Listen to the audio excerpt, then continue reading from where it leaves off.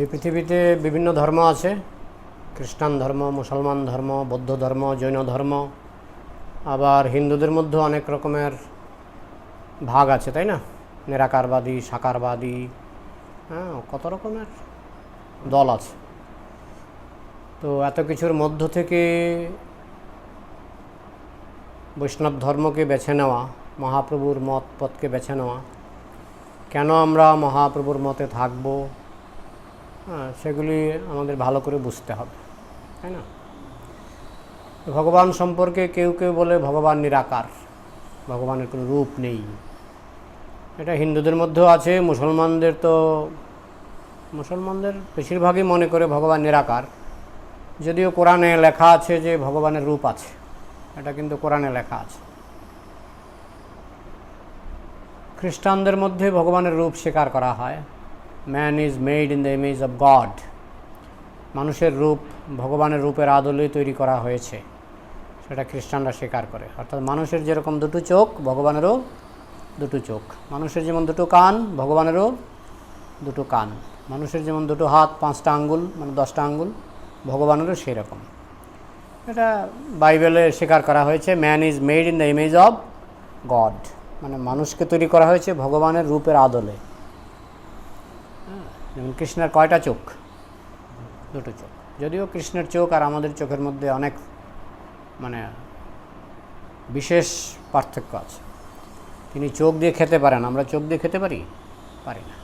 তিনি হাত দিয়ে দেখতে পারেন, আমরা হাত দিয়ে দেখতে পারি না। অঙ্গানি যস্য সকলেন্দ্রিয় বৃত্তিমন্তী, তিনি পা দিয়ে হাতের কাজ করতে পারেন, হাত দিয়ে পায়ের কাজ করতে পারেন। তিনি চোখ দিয়ে নাকের কাজ করতে পারেন, নাক দিয়ে চোখের কাজ করতে পারেন। এই হচ্ছে ভগবান। কিন্তু তার চেহারাটা আমাদের যে মনুষ্যরূপ, মানুষের যেরকম তার চেহারাটাও সেই রকম। তিনি খুব সুন্দর, সবচেয়ে সুন্দর, আমরা তার সঙ্গে আমাদের কোনো তুলনা চলে না। যাই হোক, এখন কৃষ্ণকে যখন ভগবান বলা হচ্ছে, কৃষ্ণস্তু ভগবান স্বয়ং, এই কথাটা শুনেছ? কৃষ্ণস্তু ভগবান স্বয়ং। তো কৃষ্ণকে আমরা কেন ভগবান বলে মানব? তাকে ভগবান বলে মানব কি করে? তিনি আমারও জন্ম হয়েছে, ওনারও জন্ম হয়েছে, যারা নাস্তিক তারা বলে আমারও জন্ম হয়েছে, কৃষ্ণেরও জন্ম হয়েছে, তাহলে তিনি তো আমার মতোই, তাকে আমি কি করে ভগবান বলে মানি? তো তার উত্তর তোমরা দিতে পারবে? যারা নাস্তিক বা যারা কৃষ্ণকে মানে না, তারা বলে যে কৃষ্ণেরও জন্ম হয়েছে, আমারও জন্ম হয়েছে, তো কৃষ্ণ তো আমার মতোই হয়ে গেল, তাহলে কৃষ্ণকে তোমরা ভগবান বলে মানবে কি করে? হ্যাঁ, বলো।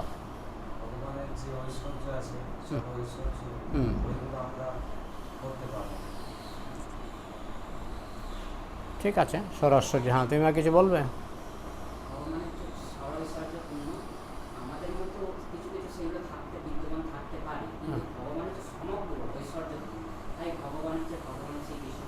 হ্যাঁ, এখন কৃষ্ণের মধ্যে সেগুলি আছে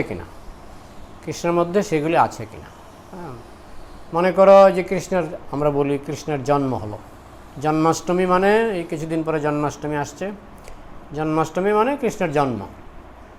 তো যারা কৃষ্ণ বিদ্বেষী তারা বলে কৃষ্ণের জন্ম হলো, আমারও তো জন্ম হয়েছে, তাহলে তাকে আমরা ভগবান বলে কেন মানব?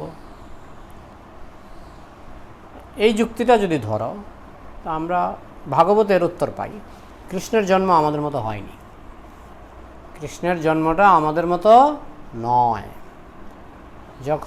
কৃষ্ণ যখন জেলখানার মধ্যে আসলেন, প্রথমে কিভাবে এসেছিলেন জানো? নারায়ণ রূপে, শঙ্খ চক্র গদা পদ্মধারী চতুর্ভুজ রূপে দেবকী বসুদেবের সামনে এসে দাঁড়ালেন। তা আমি কি আমার বাবা মার সামনে সেই রূপে দাঁড়িয়েছিলাম? না। এখন যারা কৃষ্ণ বিদ্বেষী তারা মনে করে এগুলি গল্প, একটা মানুষ কি করে শঙ্খ চক্র গদা পদ্ম নিয়ে 4 হাত চতুর্ভুজ নিয়ে কী করে আসতে পারে, তো ওইটাকে তারা মনে করে গল্প। তো এখন অবিশ্বাসীর কাছে তো আর কোনো কথা নেই, অবিশ্বাসী যে ভগবানকে বিশ্বাস করে না তার কাছে এগুলি গল্প মনে হয়, কিন্তু আমরা যারা বিশ্বাসী আমরা জানি এগুলি গল্প নয়। কারণ ভগবান সর্বশক্তিমান, তাকে আমার মতো জন্মগ্রহণ করতে হয় না।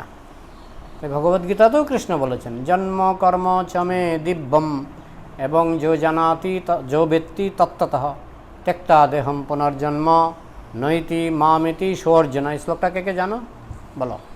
জন্ম কর্ম চ মে দিব্যম এবং যো ব্যক্তি তত্ত্বতঃ ত্যক্তা দেহম পুনর্জন্ম নৈতি মামিতি সোর্জনা। হ্যাঁ, জন্মকর্ম, আমার জন্মকর্ম সাধারণ জন্মকর্ম নয়। সাধারণ মানে আমাদের জন্ম, আমাদের কর্ম হচ্ছে সাধারণ, কিন্তু কৃষ্ণের জন্ম আর কৃষ্ণের কর্ম সাধারণ নয়।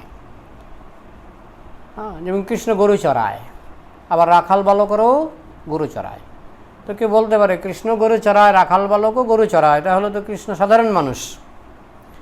কিন্তু তিনি কখনো মানুষের মতো ব্যবহার করছেন, আবার কখনো ভগবানের মতো ব্যবহার করছেন। কীরকম? যেমন গরু চড়াতে চড়াতে হঠাৎ বনে আগুন লাগলো। যখন বনে আগুন লাগলো, গোপবালকরা চিৎকার করছে বাঁচাও বাঁচাও, তখন কৃষ্ণ কি করেছিল জানো? বলো, কৃষ্ণ কি করেছিল তখন? খেয়ে ফেলেছিল, আগুনকে খেয়ে ফেললো। বনের আগুন পুরো আগুনটাকে খেয়ে ফেললো। অন্য রাখাল বালকেরা সেটা পারে? পারে না। তো এইভাবে কৃষ্ণকে যখন আমরা বোঝার চেষ্টা করব, তখন তার কিছু লীলা আছে মানুষের মতো, সাধারণ মানুষের মতো কিছু লীলা করছে। সাধারণ গোপবালক, সাধারণ রাখাল বালক, হ্যাঁ, মনে হচ্ছে যেন সাধারণ। হ্যাঁ, সাধারণ বাচ্চার মতো কৃষ্ণ মাটি খেয়ে ফেলেছে, তাই না? সাধারণ বাচ্চারাও মাটি খায়, কৃষ্ণ মাটি খেয়ে ফেলেছে। মা যশোদা ধমক দিল যে তুমি মাটি খেয়েছ। কৃষ্ণ ভয় পাচ্ছে। তো কৃষ্ণ যদি ভগবান হয়, ভয় পাচ্ছে কেন? এটা অনেকে প্রশ্ন করে। কিন্তু ভয় তো পাচ্ছে। মা যশোদা যখন ধমক দিল, মুখ খোলো, মুখ খোলো, কৃষ্ণ মুখ খুললেন। মা যশোদা মুখের ভিতরে তাকালেন, কি দেখলেন? সমস্ত অনন্ত কোটি ব্রহ্মাণ্ড কৃষ্ণের মুখের ভিতরে। তো এটা মানুষের মাথায় ঢুকবে না, কারণ মুখটা তো ছোট। একটা ছোট মুখের মধ্যে অনন্ত কোটি ব্রহ্মাণ্ড কী করে প্রবেশ করে? কারণ মানুষ তো এইভাবে ভেবে অভ্যস্ত, তাদের চিন্তা ভাবনাটা এরকমই, যে একটা ছোট জায়গার ভিতরে বড় জায়গা ঢুকতে পারে না। জ্যামিতির কথা। একটা ছোট বৃত্তের ভিতরে একটা বড় বৃত্ত ঢুকতে পারে না। একটা পৃথিবীর সাইজ কত, একটা ব্রহ্মাণ্ডের সাইজ কত, বিশাল। কিন্তু কৃষ্ণের মুখটা ছোটই ছিল। সেই ছোট মুখ দিয়ে যখন, মুখের মধ্যে যখন মা যশোদা তাকালেন, তখন মুখের ভিতরে বড় বড় ব্রহ্মাণ্ড, অনন্ত কোটি ব্রহ্মাণ্ড, পৃথিবী সহ, এবং মা যশোদা নিজেকেও সেই মুখের ভিতরে দেখতে পেয়েছিলেন। এবং মুখের ভিতরে তাকিয়ে দেখছেন যে সেই মুখের ভিতরে আরেকজন কৃষ্ণ মাটি খেয়ে মুখ খুলেছে। মানে যেই দৃশ্যটা এখানে হচ্ছে, সেই দৃশ্যটা আবার মুখের ভিতরেও হচ্ছে। তো মা যশোদা ভাবলেন, কী দেখছি, আমার কি মাথা নষ্ট হয়ে গেল? তবুও তিনি বুঝতে পারছেন না যে কৃষ্ণ ভগবান। তাহলে কৃষ্ণ কখনো কখনো সাধারণ মানুষের মতো লীলা করে। লীলা মানে নাটক, লীলা মানে নাটক। এই সাধারণ মানুষের মতো লীলা কাদের জন্য করে? বেশিরভাগ যারা পাপী তাপী, তারা যাতে বুঝতে না পারে কৃষ্ণ ভগবান। হ্যাঁ, তাই তাদেরকে যখন সাধারণ মানুষের মতো যে লীলাগুলি কৃষ্ণ করেছেন সেগুলি যখন বলা হয়, তাহলে তো উনি সাধারণ মানুষ, সাধারণ মানুষের মতো উনি জন্মগ্রহণ করেছেন, সাধারণ মানুষের মতো গরু চড়িয়েছেন, সাধারণ রাখাল বালকের মতো। যখনই বলা হয় না কৃষ্ণ আগুন খেয়ে ফেলেছে, ওইগুলি গল্প। এই হচ্ছে ভক্ত আর অভক্তের মধ্যে পার্থক্য। ভক্ত গোটাটা, মানে কৃষ্ণের গোটা লীলাটাকেই সে আনন্দময় হিসাবে গ্রহণ করে এবং বুঝতে পারে যে কৃষ্ণের, মানুষের মতো যে কৃষ্ণ আচরণ করছেন সেটা হচ্ছে কৃষ্ণের লীলা। লীলা মানে নাটক, হ্যাঁ, লীলা। তো কৃষ্ণ কখনো মানুষের মতো আচরণ করছেন, সেগুলি নিয়ে নাস্তিকরা খুব লাফালাফি করে যে কৃষ্ণ যদি ভগবান হয় এরকম কেন করলেন, এরকম কেন করলেন। তো এগুলি কৃষ্ণ কিছুটা নাস্তিকদের জন্য করেছেন, ঠিক আছে। তোমরাও খুশি থাকো, আমি ভগবান নই, খুশি থাকো, আমি দেখো সাধারণ রাখাল বালক, মা যশোদা লাঠি দেখালে আমি ভয় পাই। তো এইভাবে তিনি একদলকে বিমোহিত করছেন, একদল যারা কৃষ্ণ বিদ্বেষী তাদেরকে বিমোহিত করে দিচ্ছেন। আর যারা কৃষ্ণ ভক্ত তারা এর মধ্যেই কৃষ্ণকে বুঝতে পারছে। যে ব্যক্তিটা গরু চড়ায় রাখাল বালকের মতো, সেই ব্যক্তি কী করে আগুন খায়, তাই না? যে ব্যক্তি রাখাল বালকের মতো গরু চড়ায়, সে একটা পর্বত, কি পর্বতের নাম? গোবর্ধন পর্বত, গিরি গোবর্ধন, তার বা হাতের এই আঙুল দিয়ে তুলে ফেললো, তুলে 7 দিন 7 রাত্র ধরে রাখলো, তাই তো? একটা পর্বত কোনো পালোয়ান পারবে? পারবে। তো যারা ভক্ত তারা বুঝতে পারে, তুমি যতই গরু চড়াও, তুমি যখন এইভাবে পর্বত তুলতে পারো, তুমি সাধারণ রাখাল বালক নও। কৃষ্ণ যখন রাস নাচ করলেন, অনেক গোপী আসলেন, তো যারা অভক্ত তারা বলে, ও দেখো দেখো কৃষ্ণ পরস্ত্রীদের সঙ্গে নৃত্য করলেন। কিন্তু ভাগবতে লেখা আছে লক্ষ লক্ষ গোপী এসেছিল, লক্ষ লক্ষ গোপীর সঙ্গে কৃষ্ণ কয়জন কৃষ্ণ ছিলেন? লক্ষ লক্ষ কৃষ্ণ। প্রথমে একজন ছিলেন, প্রথমে একজন, পরে যখন লক্ষ লক্ষ গোপী আসলেন, কৃষ্ণ নিজেকে লক্ষ লক্ষ কৃষ্ণ রূপে প্রকাশ করলেন। তাহলে তিনি সাধারণ ওই যারা বলে যে কৃষ্ণ পরস্ত্রী সঙ্গ করেছে তাদের মতো নয়। তারা পারবে এরকম লক্ষ লক্ষ হয়ে, যেমন কৃষ্ণ নিজেকে লক্ষ লক্ষ রূপে বিস্তার করেছেন? পারবে তারা? পারবে না। আর এই সমস্ত গোপীরা পরস্ত্রী ছিল না, এই সমস্ত গোপীরা ছিল কৃষ্ণেরই আনন্দ শক্তির প্রকাশ। কৃষ্ণের আনন্দ শক্তি, লাদিনী শক্তি। লাদিনী শক্তির প্রথম প্রকাশ হচ্ছে রাধারানী। রাধারানী থেকে রাধারানী আবার নিজেকে বিস্তার করছেন, রাধারানী নিজেকে আবার বিস্তার করছেন অনুরাধা। সেই সমস্ত অনুরাধাদের বলা হয় গোপী। তো এরা সব কৃষ্ণ শক্তি। যেমন সূর্য থেকে সূর্য কিরণ, সূর্য থেকে সূর্য কিরণ। তো সূর্য যদি সূর্য কিরণের সঙ্গে খেলা করে, সে কার সঙ্গে খেলা করছে? সে নিজের সঙ্গেই খেলা করছে। সেটাই ভাগবতে লেখা আছে যে একটা বাচ্চা ছেলে যেমন নিজের ছায়ার সঙ্গে খেলা করে, অনেক সময় বাচ্চারা নিজের ছায়ার সঙ্গে খেলা করে, বাচ্চা নাচে, ছায়াটা নাচে, তাই না? আমরাও ছোটোবেলায় করেছি, তাই না? তো কৃষ্ণ তার নিজের কিরণ, নিজের শক্তি, রাধা অনুরাধা এরা সব কৃষ্ণ শক্তি, কৃষ্ণের লাদিনী শক্তি, অন্তরঙ্গা শক্তি। তো এই সমস্ত শক্তি কেন আছে? না আনন্দ বিধানের জন্য। ভগবানকে বলা হয় আনন্দময় ভাষাত। তোমার ঘুম পাচ্ছে গো, যদি ঘুম পায় একটু পেছনে দাঁড়াতেও পারো, কোনো অসুবিধা নেই, দাঁড়ালে ঘুম চলে যাবে। হ্যাঁ, যাদের ঘুম পাবে একটু দাঁড়িয়ে পড়বে। তো এই জন্য কৃষ্ণ হচ্ছে আনন্দময় ভাষা, তিনি আনন্দ আস্বাদন করতে চান। ভগবানের স্বভাবই হচ্ছে আনন্দ, আনন্দময় ভাষা, তার অভ্যাসই হচ্ছে আনন্দ। আর আমরা সেই ভগবানের কণা, আমরা হচ্ছি কৃষ্ণ কণা। আমি একজন কৃষ্ণ কণা, তুমি একজন কৃষ্ণ কণা, তোমরা সবাই কৃষ্ণ কণা। একটা পিঁপড়া, সেও কৃষ্ণ কণা। সবাই আনন্দময়, কিন্তু পার্থক্য হচ্ছে কৃষ্ণ হচ্ছে আনন্দের সাগর আর আমরা হচ্ছে আনন্দ কণা। কিন্তু সেই কণা যখন সাগরের সঙ্গে মিশবে, কৃষ্ণ যে আনন্দ সাগর আর আমরা হচ্ছি আনন্দ কণা, যখন একসঙ্গে কানেক্টেড হবে তখন আনন্দটা আমরাও আস্বাদন করতে পারবো কৃষ্ণের সঙ্গে যুক্ত হলে। হ্যাঁ, যে প্রভুপাদ বলছেন, এটা প্লাগ যদি কারেন্টের মধ্যে লাগিয়ে দেওয়া হয় তো প্লাগ থেকে ফ্যান ঘুরে, ফ্রিজ ঘুরে, মানে ফ্রিজ চলে। হ্যাঁ, প্লাগটা যদি কারেন্টের সঙ্গে লাগানো হয়, যদি লাগানো না হয় তাহলে প্লাগের কোনো ক্ষমতা নাই।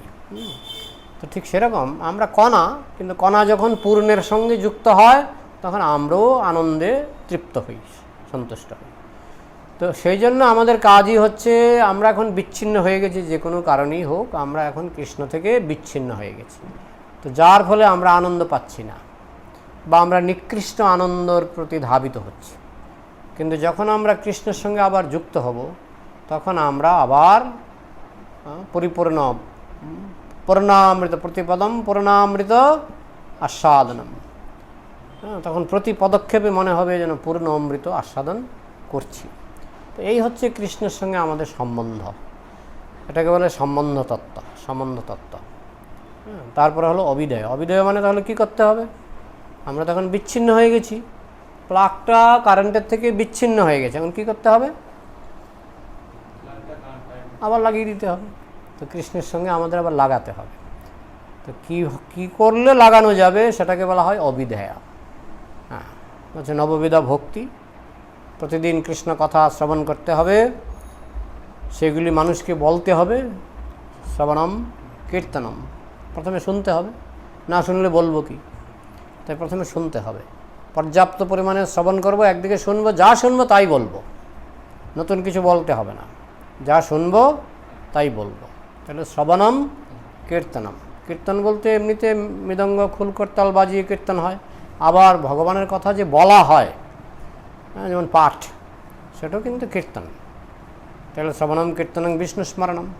তুমি যদি ঘন ঘন শ্রবণ কীর্তন করো, অটোমেটিক্যালি তোমার কৃষ্ণ চিন্তা হবে। সেই কৃষ্ণ চিন্তাটাকে বলা হয় স্মরণ। শ্রবণম কীর্তনং বিষ্ণু স্মরণম পাদসেবনম। পাদসেবন মানে আমি অতি দীনহীন, আমি মানে অহংকার ত্যাগ করে কৃষ্ণের চরণ সেবা করা, কৃষ্ণের চরণে তুলসী পাতা অর্পণ করা, কৃষ্ণের চরণজল হচ্ছে গঙ্গা, সেখানে স্নান করা, এগুলি সব পাদসেবনের অন্তর্ভুক্ত।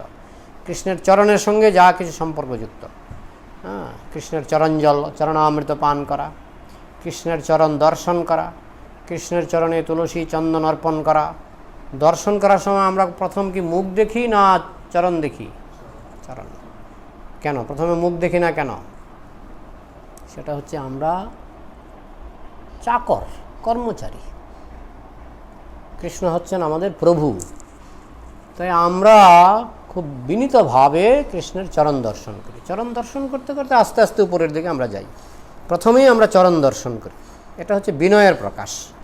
যে মানুষ যে বাবা মাকে প্রণাম করে, চরণ স্পর্শ করে প্রণাম করে, চরণ স্পর্শ করে প্রণাম মানে কি আমি অত্যন্ত নীচ, অত্যন্ত দীন। বিনয় ভাব প্রকাশ করার জন্য কৃষ্ণের চরণ সেবার খুব গুরুত্ব রয়েছে।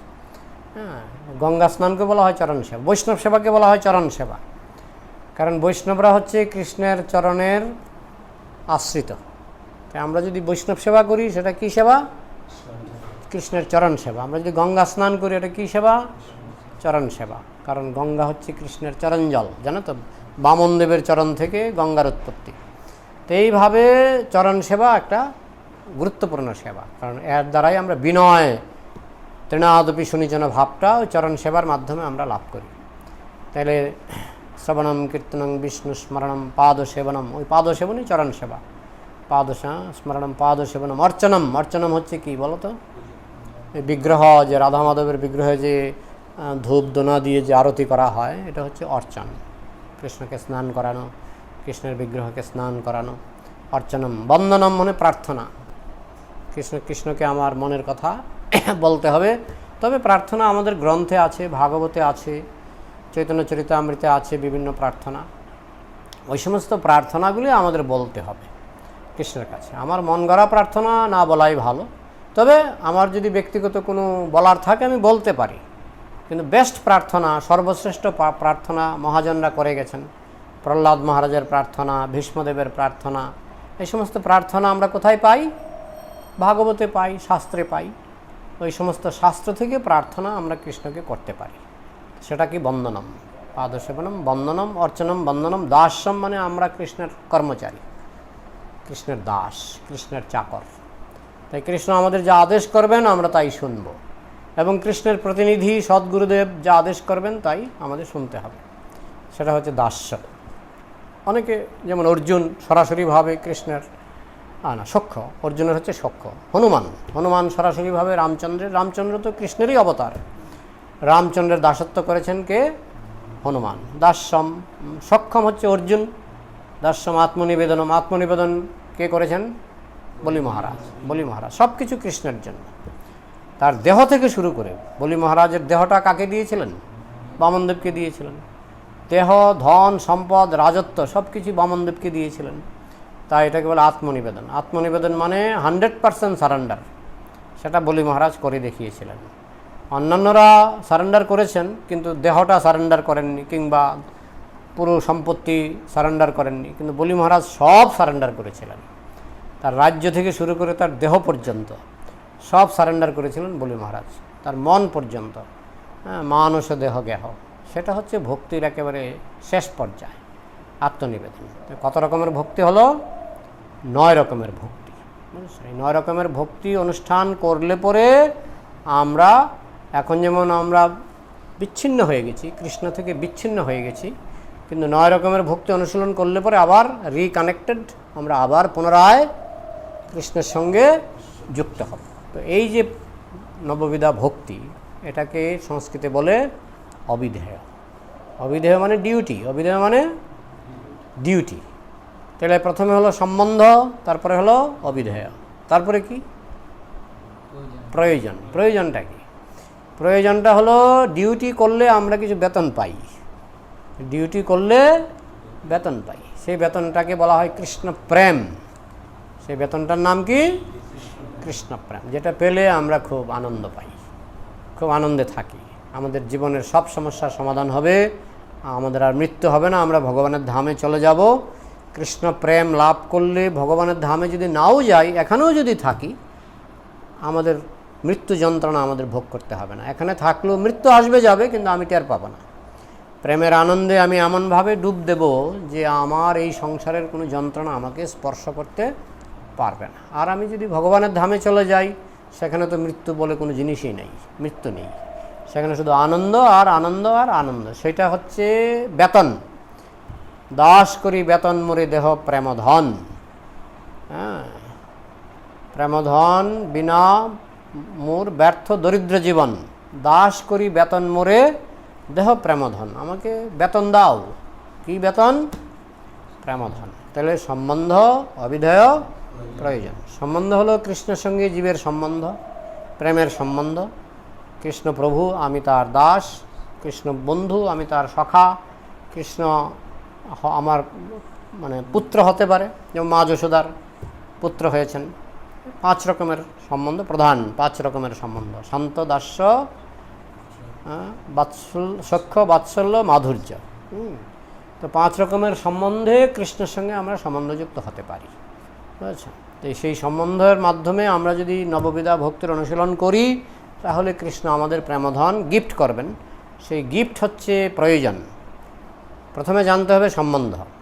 যেমন ছেলে মেয়েদের বিয়ে হয়, প্রথমে আসে সম্বন্ধ।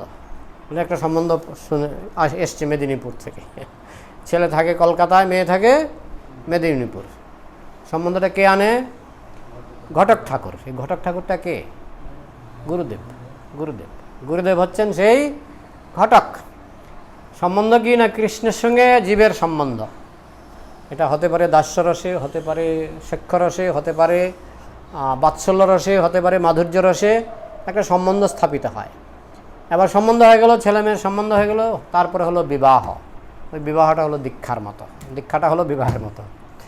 ঘটক ঠাকুর বিবাহ করিয়ে দিলেন, মানে কৃষ্ণের সঙ্গে আমার সম্বন্ধ হয়ে গেল। হ্যাঁ, তারপরে বিবাহের পরে স্বামী স্ত্রীর সেবা করে, স্ত্রী স্বামীর সেবা করে, যত্ন করে। হ্যাঁ, স্বামী স্ত্রীর ভরণ পোষণ করে, স্ত্রী স্বামীর জন্য রান্নাবান্না করে। হ্যাঁ, করতে করতে 1 বছর, 2 বছর, 3 বছর কেটে যায়। এইটা হলো অবিধেয়। অবিধেয়, স্বামীর প্রতি স্ত্রীর ডিউটি, স্ত্রীর প্রতি স্বামীর ডিউটি। অবশ্য ভগবানের জন্য আমরা ডিউটি বলি না, কারণ ভগবান স্বাভাবিকভাবেই আমাদের ভরণ পোষণ করছেন। এটা এমন নয় যে তার ডিউটি, কিন্তু স্বাভাবিকভাবেই তিনি, স্বতঃস্ফূর্তভাবেই তিনি আমাদের ভরণ পোষণ করছেন। কিন্তু আমাদের ডিউটি আছে, কৃষ্ণের প্রতি আমাদের ডিউটি আছে। যেমন স্বামীর প্রতি স্ত্রীর ডিউটি থাকে, ঠিক সেরকম জীবের ডিউটি আছে কৃষ্ণের প্রতি। তো সেই ডিউটিকে কি বলে? হ্যাঁ, অবিধেয়। অবিধেয় বলা হচ্ছে। সেবা অবিধেয়, সেবাটা হচ্ছে অবিধেয়। সেবাটাকেই অবিধেয় বলে। তারপরে 2-3 বছর পরে স্বামী স্ত্রী বসবাস করার পরে একটা সন্তান হলো, ঠিক আছে, পুত্র সন্তান বা কন্যা সন্তান, যা একটা হলো। ঠিক তেমনি কৃষ্ণের সঙ্গে আমরা কিছুদিন সেবা করার পর কৃষ্ণ আমাদেরকে একটা সন্তানের মতো কিছু দেয়। সেটাই হলো প্রেম সন্তান বা প্রেমধন। প্রেমধন আমরা পাই। তো যেমন ছেলে মেয়ের একটা সম্বন্ধ হয়, সম্বন্ধের পরে বিবাহ হয়, বিবাহের পরে তারা কিছুদিন পারস্পরিক দায়িত্ব পালন করে, ডিউটি পালন করে, ডিউটি পালন করতে করতে তাদের সন্তান হয়। ঠিক তেমনি আমরা যদি ভগবানের প্রতি ডিউটি ঠিকঠাক করি, তাহলে আমরাও সন্তানের মতো একটা কিছু লাভ করব, সেটা হচ্ছে প্রেমধন। সেই লাভটাকে বলা হচ্ছে প্রয়োজন। প্রয়োজন কথাটা বলছি। তাহলে সম্বন্ধ, অবিধেয়, প্রয়োজন, 3টা জিনিস পরিষ্কার। এবার প্রশ্ন করো, আমাদের এই ক্লাস কয়টা পর্যন্ত চলে? কয়টা পর্যন্ত চলে? আমি 12:30 থেকে শুরু করেছি। 1:45। আচ্ছা, ঠিক আছে, প্রশ্ন উত্তর হোক কিছু। তোমরা কিছু প্রশ্ন করো। সম্বন্ধ, অবিধেয়, প্রয়োজনটা ঠিকমতো বুঝতে পেরেছো কিনা? এটা বৈষ্ণব দর্শনে একটা গুরুত্বপূর্ণ জিনিস। বলো, প্রশ্ন বলো।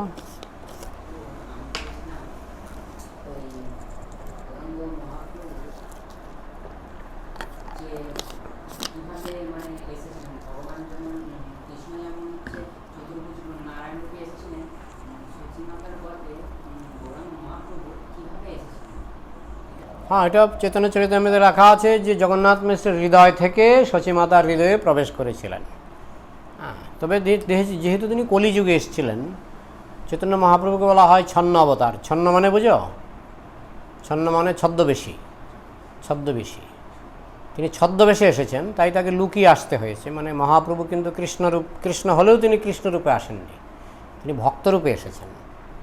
কৃষ্ণ হলেও তিনি ভক্তরূপে এসেছেন। ছদ্মবেশে রাজা যেমন ছদ্মবেশে, আগের দিনে রাজারা কী করতো? ছদ্মবেশে, প্রজার ছদ্মবেশে ঘুরে বেড়াতো অনেক সময়। কেন ঘুরে বেড়াতো? প্রজার সমস্যা বুঝতে হলে গিয়ে হয়তো 10 জন প্রজা একসঙ্গে বসে গল্প করছে, রাজা নিজেও প্রজা সেজে গিয়ে ওই দলে বসে যেত। তো একজন প্রজা বললো, আমাদের রাজাটা বেশি সুবিধার না। বলে, ঠিক বলেছে। কে বলছে কথাটা? রাজা নিজেই বলছে। কেন নিজে বলছে? যাতে সে বাকি কথাগুলি বের করতে পারে। কেন কি হয়েছে? হ্যাঁ, তো কথা বলতে রাজা নিজের দোষ নিজে বুঝতে পারে, বুঝেছ? অনেক সময় গুণও গায়। হ্যাঁ, রামচন্দ্র যেমন এরকম ছদ্মবেশে ঘুরতে একদিন গিয়ে শুনছে, বলছে এই সীতা রাবণের বাড়িতে ছিল, সেই রাবণের বাড়ি থেকে সীতাকে নিয়ে এসে রামচন্দ্র আবার স্বীকার করলো, আমরা হলে করতাম না। হ্যাঁ, তো এই কথা শুনে রামচন্দ্র শেষ পর্যন্ত কী করলো? সীতাকে বাল্মীকি মুনির আশ্রমে পাঠিয়ে দিল। ঠিক আছে, প্রজারা সুখে থাকুক। যদিও সীতা ছিল নির্দোষ, কিন্তু তবু প্রজাদেরকে খুশি করবার জন্য তিনি রাজধর্ম শেখাচ্ছেন। যে রাজার প্রধান কর্তব্য হচ্ছে পত্নীকে খুশি করা নয়, রাজার প্রধান কর্তব্য হচ্ছে প্রজাকে খুশি করা। তো প্রজাকে খুশি করতে গিয়ে তিনি স্ত্রীকে পাঠিয়ে দিলেন বাল্মীকি মুনির আশ্রমে। এটা অবশ্য লবকুশ গুরুকুল থেকেই বড় হয়েছে। লবকুশ গুরুকুলে সব শিখলো, ধনুর্বিদ্যা থেকে শুরু করে সব কিছুই সেখানে শিখলো। রামচন্দ্র ভগবান তিনি জানেন এতে সীতারও কল্যাণ এবং লবকুশেরও কল্যাণ, সেটা রামচন্দ্র জানেন। আর ভগবানকে হাতে নাতে রক্ষা করতে হয় না, তার ইচ্ছামাত্রেই যে কোনো প্রাণী তার ইচ্ছামাত্রেই রক্ষিত থাকেন, সুরক্ষিত। তো রামচন্দ্র লীলাচ্ছলে তিনি সীতাকে বাল্মীকি মুনির আশ্রমে দিয়েছিলেন, সীতা মানে লীলাচ্ছলে। হ্যাঁ, কিন্তু ভগবান তিনি একটা আদর্শ স্থাপন করার জন্য জগতে আসেন। তো কখনও তিনি প্রকাশ্যে আসেন, যেমন রামচন্দ্র প্রকাশ্যে ভগবান, কৃষ্ণ প্রকাশ্যে ভগবান, কিন্তু চৈতন্য মহাপ্রভু ছদ্মবেশে ভগবান, তাই তাকে বলা হয় ছন্ন অবতার। তাই তিনি সাধারণ মানুষের মতোই একটা লীলা করে দেখিয়েছেন যে তার জন্য সচিমায়ের গর্ভ থেকে তার জন্ম হয়েছে। তো ভগবান পিলার থেকে কে এসেছিল? পিলার থেকে নরসিংহদেব। ভগবান পিলার থেকে যদি আসতে পারেন, মাতৃগর্ভ থেকে আসতে পারেন না? যিনি পিলার থেকে আসতে পারেন তিনি মাতৃগর্ভ থেকে আসতে পারেন। তবে সাধারণত তিনি যখন প্রকাশ্যে লীলা করেন তখন তিনি আকাশ থেকে নেমে পড়েন। যেমন দেবকী বসুদেবের মাতৃগর্ভ থেকে কিন্তু কৃষ্ণ আসেননি, একদম সরাসরি গোলক থেকে মানে নেমে পড়েছেন, তাই না? ভাগবতে আছে তিনি যখন এই পৃথিবীতে প্রবেশ করেছেন বা এই ব্রহ্মাণ্ডে প্রবেশ করেছেন, তিনি গর্ভদক্ষায়ী বিষ্ণুর মধ্য দিয়ে প্রবেশ করেছেন, গর্ভদক্ষায়ী বিষ্ণুর মধ্য দিয়ে, ক্ষীরদক্ষায়ী বিষ্ণুর মধ্য দিয়ে। তো এইভাবে ভগবান যখন খুশি যেখান থেকে আসতে পারেন, তিনি মাতৃগর্ভ থেকে আসলেও তিনি ভগবান। হ্যাঁ, চৈতন্য মহাপ্রভু বেশিরভাগ সময় তিনি মানুষের মতো লীলা করেছেন, কিন্তু মাঝে মধ্যে ভগবানের মতো লীলা করেছেন। যেমন আমঘাটা বলে একটা জায়গা আছে এখানে, জানো তো? আমঘাটা যে রেল স্টেশন হচ্ছে, নাম শোনেনি? আমঘাটা এই পাশেই, নদী পেরোলেই আমঘাটা। হ্যাঁ, সেখানে একবার কীর্তন করতে করতে, নগর কীর্তন করতে করতে মহাপ্রভু গিয়েছিলেন। তো শ্রীবাস ঠাকুর এবং অন্যান্যরা ছিলেন। তো সবারই কীর্তন করতে করতে খিদে লেগে গেছে। তো মহাপ্রভু জিজ্ঞেস করছেন, তোমরা কিছু খাবে? হ্যাঁ, খুব খিদে লেগেছে। তো এটা ছিল শীতকাল, কি খাবে? আম খাবো। শীতকালে তো আম পাওয়া যায় না, আমের সিজনে আম পাওয়া যায়। হ্যাঁ, তো মহাপ্রভু বলে, দেখো আশেপাশের বাড়িতে আমের আটি আছে কিনা, কি আমের বীজ। তো একজন ভক্ত পাশের বাড়িতে জিজ্ঞেস করলো, আপনার বাড়িতে আমের আটি আছে? বলে, হ্যাঁ আছে, দিন আটি দিন। আগের দিনে মানুষ আমের আটি এখনও গ্রামে গঞ্জে অনেকে রাখে, আগুনে পুড়িয়ে খায়। তো আটি নিয়ে মহাপ্রভু একটু গর্ত করে আটিটা পুঁতলেন। 1 মিনিট পরেই একটা গাছ উঠলো, 2 মিনিটের মধ্যে গাছটা বড় হয়ে গেল। 3 মিনিটের মাথায় গাছে বড় বড় আম, 3 মিনিটের প্যাক একেবারে লাল হয়ে গেছে। তো গাছে উঠলো কয়েকজন ভক্ত, আম পারলো, সবাই একটা আমি এক একজন খেতে পারে না, এত বড় কাঁঠালের মতো সাইজ আম, মানে একটা আমি খেয়ে মানে শেষ করতে পারলো না ভক্তরা। তো সেটা কি মানুষের মতো করলেন না ভগবানের মতো করলেন? ভগবানের মতো। তাই মহাপ্রভু কখনো মানুষের মতো লীলা করছেন, কখনো ভগবানের মতো লীলা করছেন। যারা অভক্ত, ভগবত বিদ্বেষী, কৃষ্ণ বিদ্বেষী, তারা মহাপ্রভুর ওই মানুষের মতো লীলাগুলিকে বড় করে দেখবে, আর যারা ভক্ত তারা বুঝতে পারবে তুমি যতই লোকাবার চেষ্টা করো তুমি ভগবান। এইভাবে ভক্তরা মহাপ্রভুকে ভগবান বলে স্বীকার করে। আর কি প্রশ্ন? হ্যাঁ, ওই যে আপনি বলছেন যে রাধারানী ভগবানের শক্তি আলাদা, রাধানী শক্তি রাধারানী, অন্তরঙ্গ শক্তি রাধারানী। তো রাধারানী আরো কি যেমন 16,108টি গোপী আছে, ওরা কি রাধারানীর কি অনুরাধা। অনুরাধা রাধারানী থেকে না ভগবান কৃষ্ণ থেকে? একই তো হলো, কারণ রাধা কার থেকে আসলো? কৃষ্ণ। কৃষ্ণ থেকে। আবার রাধা থেকে অনুরাধা, তাহলে কার থেকে হলো? কৃষ্ণ থেকেই হলো। কৃষ্ণ থেকেই হলো। রাধা কোথা থেকে আসলো? ভগবান কৃষ্ণ। কৃষ্ণ থেকে রাধা আসলো, আবার রাধা থেকে অনুরাধা, কিন্তু সব তো কৃষ্ণের মধ্যেই ছিল। রাধার মধ্যে যা কিছু সব তো কৃষ্ণের মধ্যেই ছিল। হ্যাঁ, এই যে যখন রাস নাচের সময় কৃষ্ণ দুজন কৃষ্ণ হয়ে যাচ্ছেন, সঙ্গে সঙ্গে রাধাও দুজন হয়ে যাচ্ছেন গোপী, আবার কৃষ্ণ 3 জন হয়ে যাচ্ছেন, রাধাও 3 জন হয়ে যাচ্ছেন, কম্পিটিশন। এদিকে কৃষ্ণ লক্ষ লক্ষ হচ্ছেন, রাধাও লক্ষ লক্ষ হচ্ছেন। কথাটা বুঝেছ? বলো। আর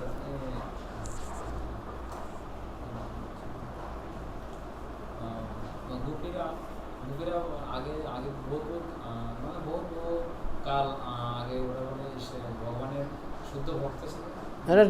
এরা নিত্য পার্ষদ, নিত্য পার্ষদ।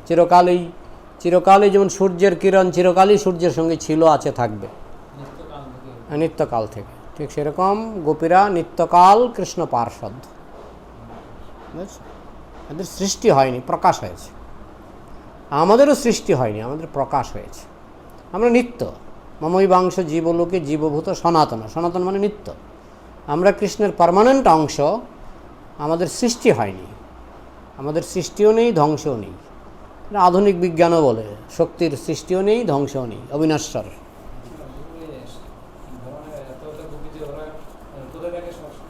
সব গোলকে থাকে, গোলকবাসী। ঠিক আছে। আবার কৃষ্ণ যখন লীলা করে তখন অনেকে পৃথিবীতে আসে, এই জগতেও আসে। আবার কৃষ্ণ যখন চলে যায় এদেরকে নিয়ে চলে যায়। পার্শ্বদই তো, গোপীরা সব অন্তরঙ্গ পার্ষদ।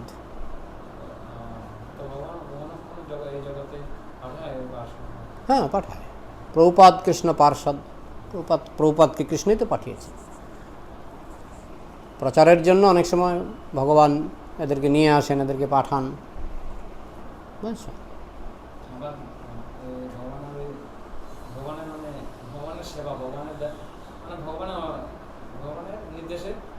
ভগবানের সেবা করতে তারা আসে, আবার ভগবানের নির্দেশে চলে যায়।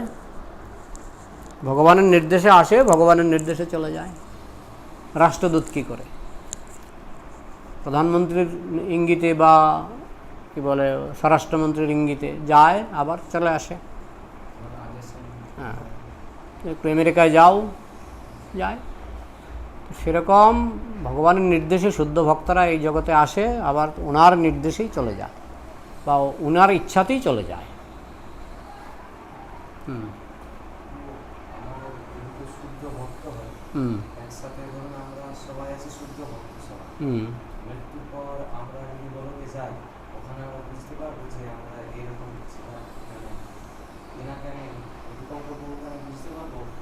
তুমি যখন মন্দিরে যখন কীর্তন হয় ঠিক মতো, যখন ঠিক মতো মৃদঙ্গ বাজিয়ে কীর্তন হয়, যখন নাচতে শুরু করো, তখন কি আর কিছু মনে থাকে? হ্যাঁ, কিচ্ছু মনে থাকে না।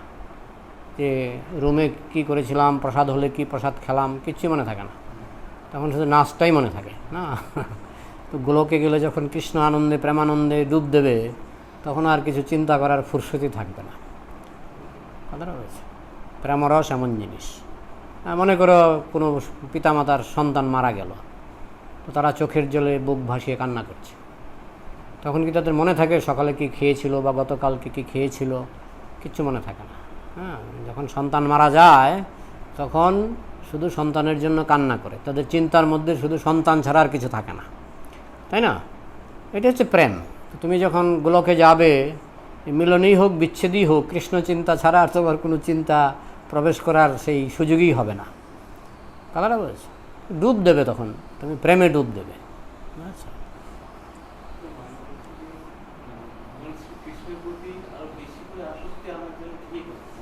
সাধুসঙ্গ সাধুসঙ্গ সর্বশাস্ত্রে কয়, লবমাত্র সাধুসঙ্গে সর্বসিদ্ধি হয়। সবসময় সাধুসঙ্গ করবে, তারপরে গীতা ভাগবত এগুলি পাঠ করবে, নববিধা ভক্তি অনুশীলন করবে, ডুবে থাকতে হবে। যত ডুবে থাকবে ততই রস বাড়বে। আচ্ছা,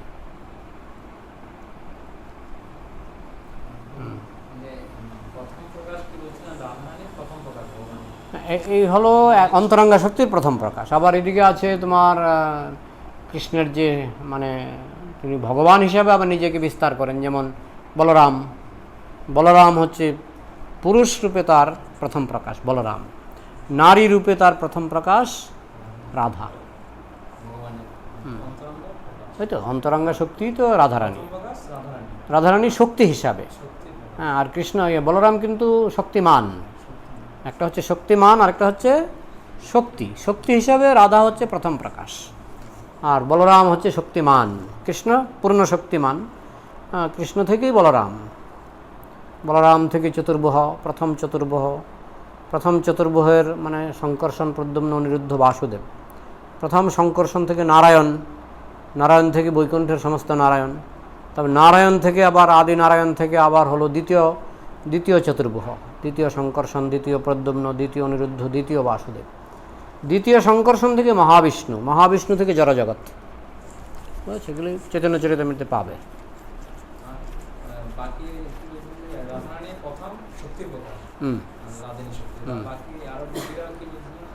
অনুরাধা, অনুরাধা ওরা রাধারানীর প্রকাশ, রাধারানীর প্রকাশ শক্তি। ওরাও লাদিনী শক্তি, লাদিনী শক্তি বিস্তার বলা হয়, বিস্তার। একটা মোমবাতি থেকে যেমন অনেক মোমবাতি জ্বালাতে পারো, ঠিক সেরকম এক রাধা থেকে অনেক রাধা, এক কৃষ্ণ থেকে অনেক কৃষ্ণ। যেমন ইউটিউব, একটা ইউটিউব থেকে যদি 10 কোটি কম্পিউটার থাকে, 10 কোটি কম্পিউটারে যদি ইন্টারনেট থাকে, যদি খোলা হয়, 10 কোটি কম্পিউটারে 10 কোটি মানুষ ইউটিউব দেখতে পারবে, পারবে তো? কিন্তু ইউটিউব কয়টা? একটা। কিন্তু 10 কোটি কম্পিউটার দেখা যাচ্ছে। ভগবান একজন, কিন্তু সর্বত্র তিনি নিজেকে বিস্তার করতে পারেন। একটা সাধারণ ইউটিউব যদি 10 কোটি কম্পিউটারে বিস্তার করতে পারে, তো সাধারণ ইউটিউব জড়জাগতিক ব্যাপার। আর কৃষ্ণ তো সর্বশক্তিমান, তার পক্ষে তিনি প্রতিটি অনুপরমাণুর মধ্যে প্রবেশ করে আছেন। ভগবান কৃষ্ণ চতুর্ভুজ রূপে প্রতিটি অনুপরমাণুর মধ্যে আছেন। বুঝতে পারছো?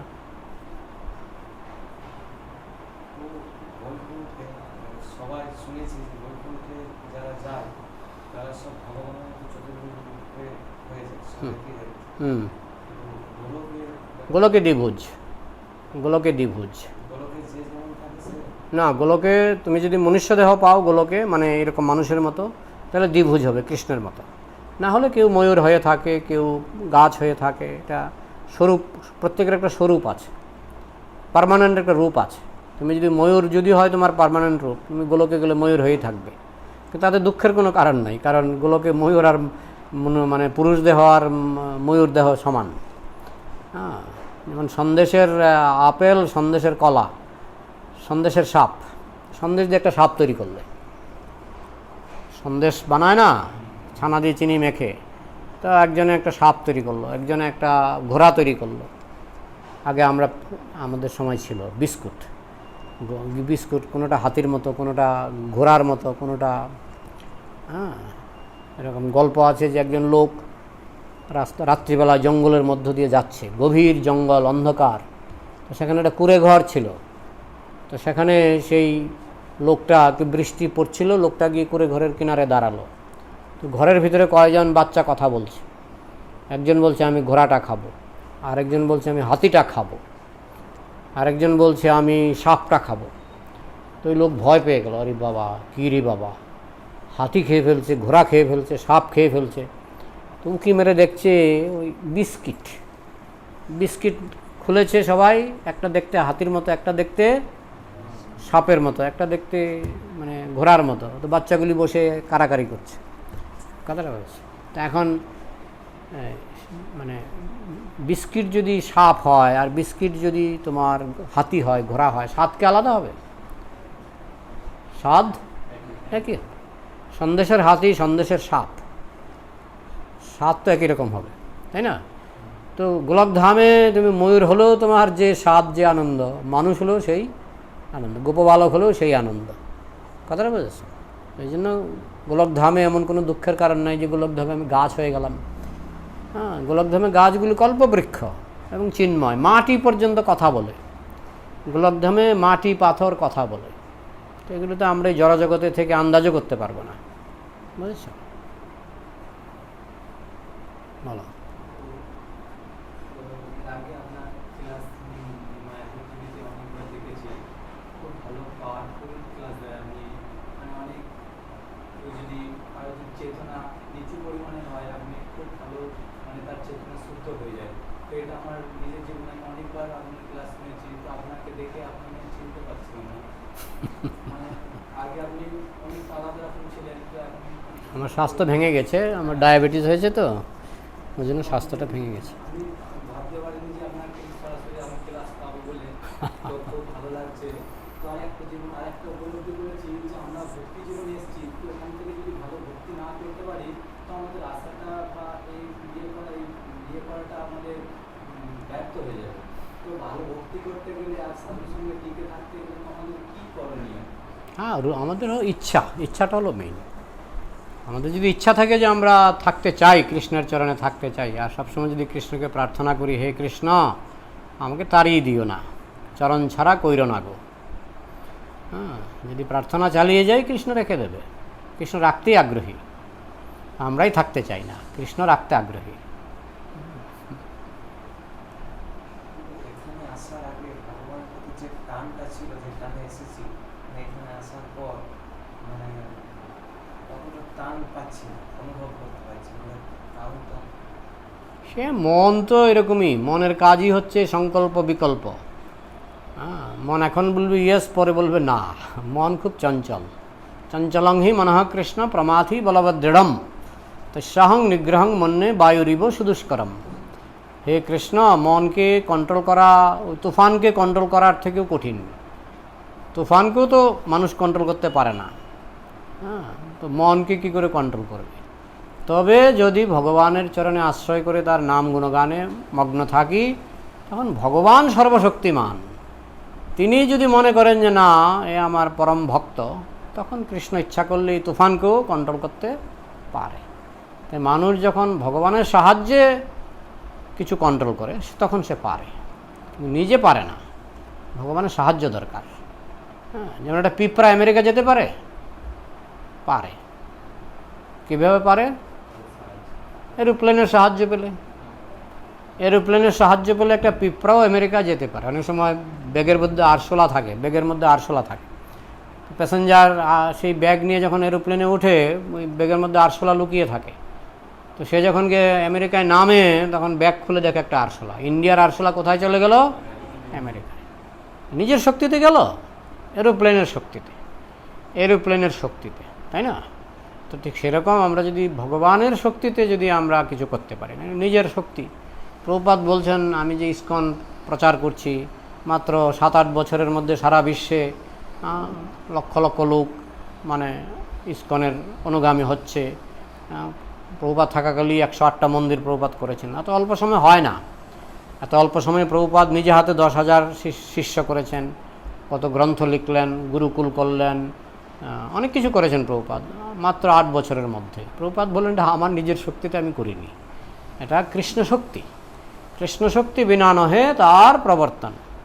আমরা যদি কৃষ্ণ শক্তি পাই, তাহলে অসাধ্য সাধন করা যায়। আমাদের কাজই হচ্ছে কৃষ্ণের কাছে ধর্ণা দেওয়া, একটু শক্তি দাও, একটু ভক্তি দাও, ভক্তির মধ্যেই শক্তি। ঠিক আছে?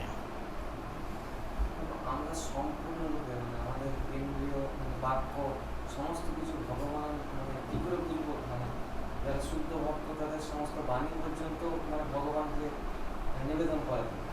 মানে বলতে চাইছি যে ধরুন আমার দ্বারা কারো বাক্য দিয়ে কারো অপরাধ হয়ে গেল, কিন্তু আমি পূর্ণ সমর্পণ, যারা শুদ্ধ ভক্ত তারা পূর্ণ সমর্পিত থাকে, তাদের বাক্য দ্বারাও কোনো কারো অপরাধ হবে না, সেই ভাবটা মানে পূর্ণ সমর্পণ। সেই জন্য তো ট্রেনিং দরকার। রাতারাতি নার্সারি থেকে ডাক্তার হওয়া যায়?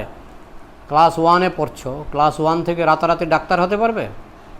তোমাকে মাধ্যমিক পাস করতে হবে, উচ্চ মাধ্যমিক পাস করতে হবে, তারপরে ডাক্তারি ভর্তি হবে, তারপরে সেখানে বোধহয় 5 বছর না 6 বছর কোর্স করতে হবে, তারপরে তুমি ডাক্তার পাস করলে। তো কৃষ্ণের শুদ্ধ ভক্ত রাতারাতি হওয়া যায় না। আমরা একটা বিশ্ববিদ্যালয়ে ভর্তি হলাম, ইসকন বিশ্ববিদ্যালয়। এখন আমি যদি পাস করি তো বুঝতে হবে ছাত্র সিরিয়াস ছাত্র পাস করবে, যারা সিরিয়াস নয় তারা ফেল করবে। কিন্তু পাস করার সুযোগটা ভগবান আমাদেরকে দিয়েছেন। বিশ্ববিদ্যালয়ে ভর্তিও হতে পারে না অনেকে, ডাক্তারি কোর্সে সবাই ভর্তি হতে পারে, অনেকে ভর্তি হতে পারে না। ভর্তির সুযোগ তো আমরা পেয়ে গেছি, এবার পাস করার ব্যাপারটা আমাদের কাছে। আমরা কি পড়বো না, ফাঁকি দেবো কি ফাঁকি দেবো না, এটা আমাদের কাছে। আমরা যদি ভালো করে নিষ্ঠা সহকারে ভক্তি করি তাহলে আমরা পাস করব। তাহলে 1:45 তো বাজে, এখানে সমাপ্ত করি, ঠিক আছে? হ্যাঁ, হরে কৃষ্ণ, জয়। হ্যাঁ, আরেকটা প্রশ্ন করো, লাস্ট প্রশ্ন, 1:45 একটু। হ্যাঁ,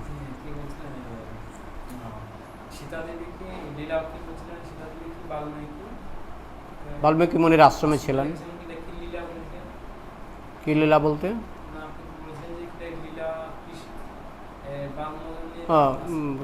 মানে রামচন্দ্র রাজধর্ম শেখাচ্ছেন। রাজধর্ম মানে আমার প্রধান কর্তব্য হচ্ছে প্রজাকে খুশি করা। সেই জন্য যদি আমার স্ত্রী অসন্তুষ্ট হয় কিছু করার নেই। সেটা হচ্ছে রাজধর্ম, যে রাজা হবে তার প্রধান টার্গেট হবে প্রজাকে খুশি করা। ঠিক আছে? জয় গ্রন্থরাজ শ্রীমদ্ ভাগবতম কি, নিভক্ত প্রোগ্রাম কি, হরে কৃষ্ণ। শিল প্রভুপাদ কি জয়।